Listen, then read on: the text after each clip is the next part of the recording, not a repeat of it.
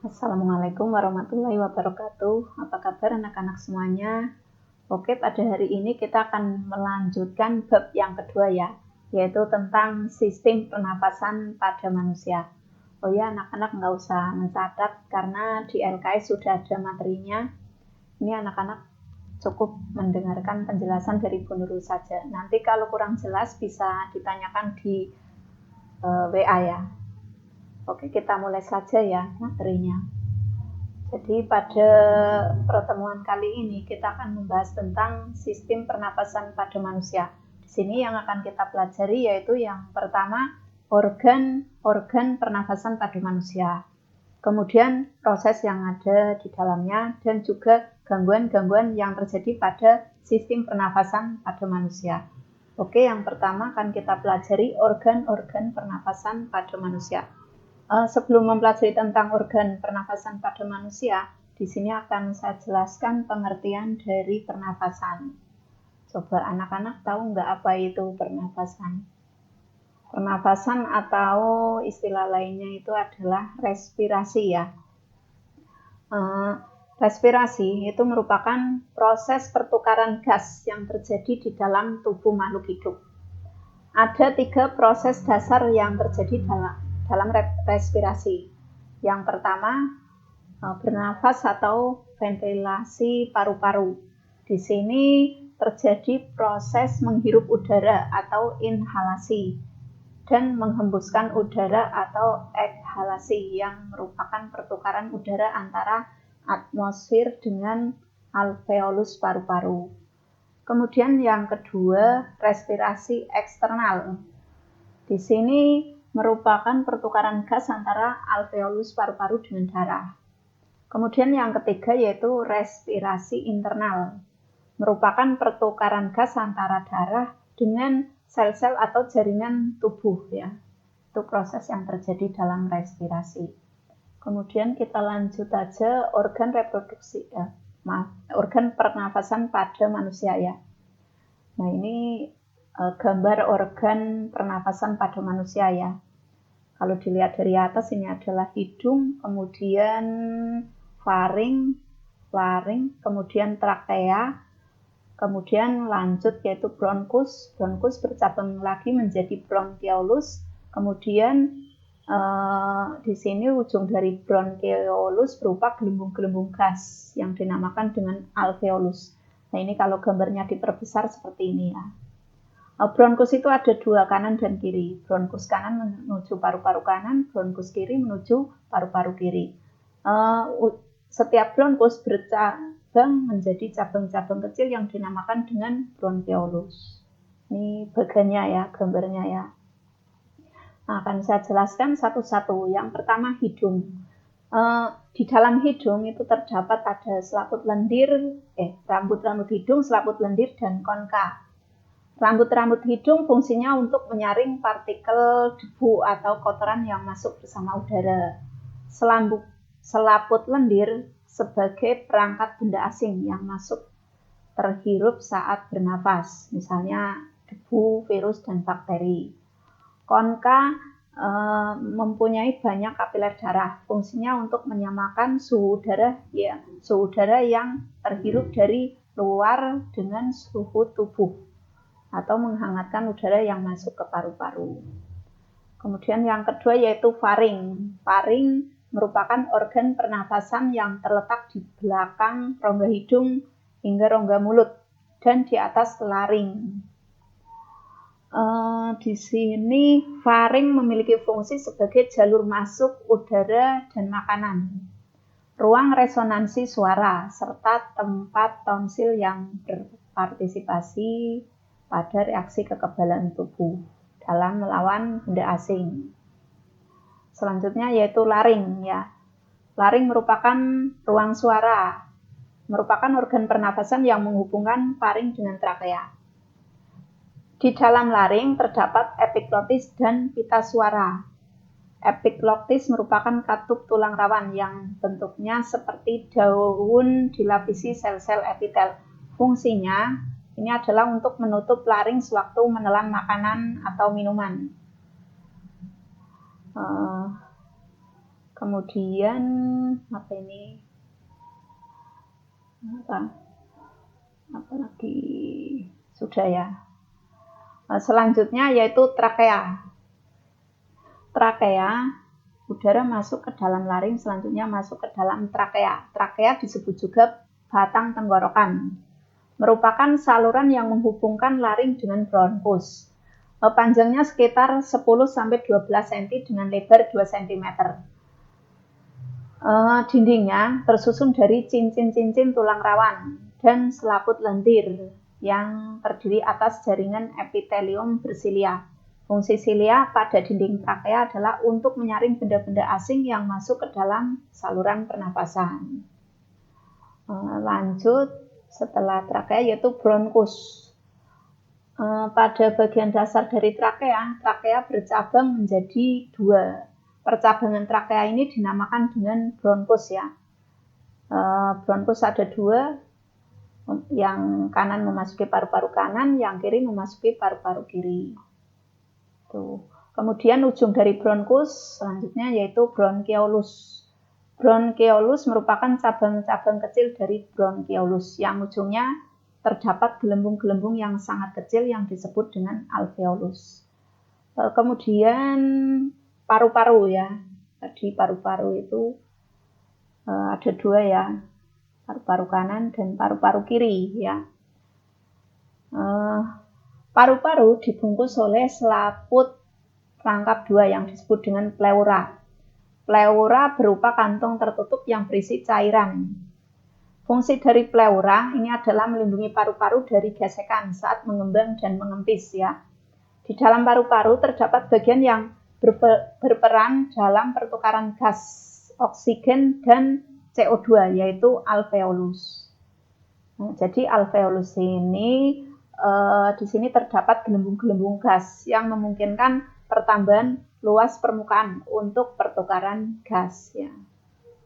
Kita lanjut, itu tadi organ-organ pernafasan ya. Sekarang kita lanjut mekanisme pernafasan manusia. Mekanisme pernafasan manusia itu ada 2. Yang pertama yaitu menghirup udara, dinamakan dengan inhalasi atau inspirasi.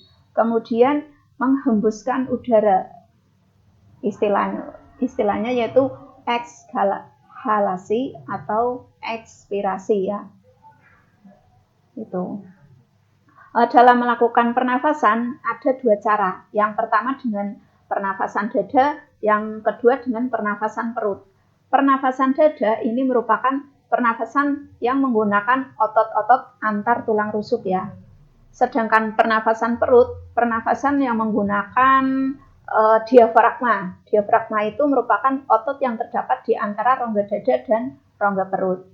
Nah, ini adalah mekanisme pernafasan dada dan ini pernafasan dada ya, ketika melakukan inspirasi dan ekspirasi. Ketika melakukan inspirasi pada pernafasan dada, otot-otot antar tulang rusuk itu terangkat sehingga rongga dada di sini mengembang. Kalau pernafasan dengan ekspirasi, kalau ketika melakukan ekspirasi pada pernafasan dada, otot antar tulang rusuk dia relaksasi atau turun sehingga rongga dada mengempis. Ini kalau dengan menggunakan dada ya, ketika melakukan ekspirasi, otot antar tulang rusuk kita itu relaksasi sehingga rongga dada mengempis ya. Coba kalian bisa mempraktekkan sendiri ya, ketika kalian menghirup udara dan menghembuskan udara dengan dada. Gambarnya akan seperti ini ya. Kemudian kita lanjut frekuensi pernafasan. Frekuensi pernafasan itu adalah banyaknya kita melakukan pernafasan setiap waktu ya. Nah, ini dipengaruhi oleh beberapa faktor. Yang pertama ada umur. Semakin tambah umurnya, semakin rendah frekuensinya. Kemudian jenis kelamin. Umumnya laki-laki lebih banyak bergerak, sehingga frekuensinya lebih banyak. Yang ketiga, suhu tubuh ya. Semakin tinggi suhunya, semakin cepat frekuensinya. Kemudian posisi tubuh, bisa duduk, berdiri, atau tidur. Posisi berdiri ini memerlukan energi lebih banyak karena untuk menopang tubuh saat berdiri, makanya frekuensinya juga lebih banyak. Kemudian kegiatan atau aktivitas tubuh, misalnya berlari, jalan, memasak dan sebagainya. Ini akan beda-beda ya frekuensinya. Selanjutnya yaitu volume pernafasan ya. Kita lanjutkan volume pernafasan. Volume udara yang digunakan dalam proses pernafasan ada beberapa macam. Yang pertama yaitu volume tidal atau udara tidal ya. Volume tidal yaitu udara yang keluar masuk ketika kita melakukan pernafasan. Nah ini saat kita bernafas maka akan ada udara yang keluar masuk. Jumlahnya yaitu 500 mili atau 0,5 liter ya kalau dalam satuan liter. Yang kedua yaitu volume cadangan ekspirasi. Udara yang kita keluarkan saat kita melakukan ekspirasi. Ini jumlahnya adalah 1,5 liter atau 1.500 mili. Kemudian volume cadangan inspirasi. Udara yang kita hirup saat kita melakukan inspirasi ya. Sekitar 1.500 mili sama jumlahnya dengan ekspirasi tadi. Atau 1,5 liter. Kemudian yang terakhir yaitu gangguan pada pernafasan manusia ya. Ada beberapa gangguan yang terjadi pada pernafasan manusia. Yang pertama yaitu influenza, merupakan penyakit yang disebabkan oleh virus ya. Gejalanya yaitu demam dengan suhu tinggi, suhu lebih dari 39 derajat Celcius, itu sudah termasuk tinggi ya. Kemudian pilek, bersin-bersin, batuk, sakit kepala, sakit otot, dan rongga hidung terasa gatal. Itu influenza. Kemudian yang kedua tonsilitis. Secara normal tonsil atau amandel akan menyaring virus dan bakteri yang akan masuk ke dalam tubuh bersamaan dengan makanan atau udara. Gejala tonsilitis yaitu sakit tenggorokan, tonsil mengalami peradangan, batuk, sakit kepala, sakit pada bagian leher atau telinga, dan juga demam. Ya. Virus yang menyebabkan tonsilitis yaitu adenovirus, rhinovirus, influenza, dan coronavirus.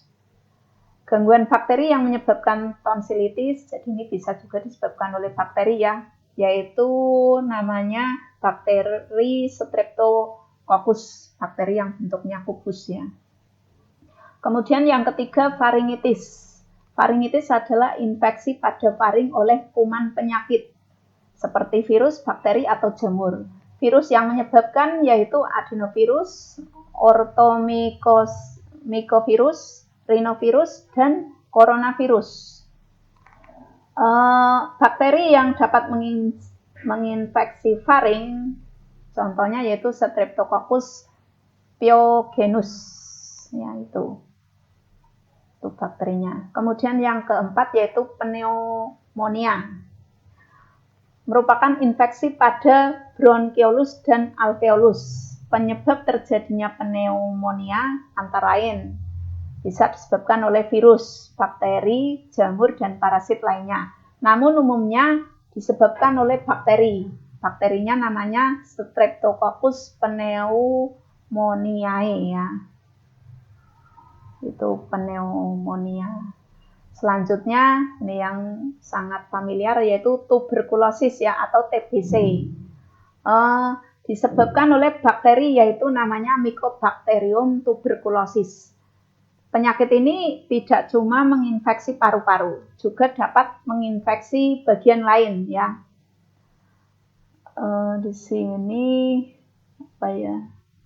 Gejalanya yaitu mudah lelah, berat badan turun, lesu, hilang nafsu makan, demam, berkeringat di malam hari, sulit bernafas, sakit pada bagian dada, dan batuk berdarah. Itu. Kemudian yang keenam yaitu asma, kelainan yang menyerang saluran pernafasan ya, disebabkan oleh faktor lingkungan. Faktor lingkungan yang dapat menyebabkan asma, misalnya zat pemicu alergi, misalnya asap rokok, debu, bulu hewan peliharaan, dan lain-lain. Kemudian yang ketujuh yaitu kanker paru-paru. Ya. Kanker paru-paru itu merupakan pertumbuhan sel yang tidak terkendali pada jaringan dalam paru-paru. Jika sel-selnya itu tidak segera ditangani, dapat menyebar ke seluruh paru-paru, sehingga jaringan bahkan di sekitar paru-paru ya.